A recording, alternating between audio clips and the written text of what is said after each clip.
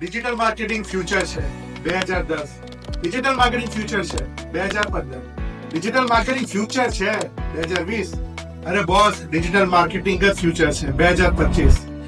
છેલ્લા 15 વર્ષથી જ્યાં જ્યાં ગયો છું, જેટલાને મળ્યો છું, એક જ વસ્તુ મેં સાંભળી છે કે ડિજિટલ માર્કેટિંગ ફ્યુચર છે.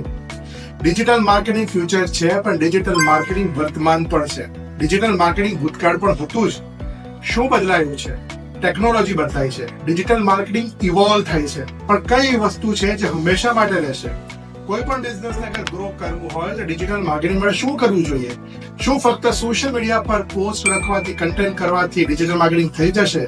શું સોશિયલ મીડિયાનો મતલબ ફક્ત ઇન્સ્ટાગ્રામ છે?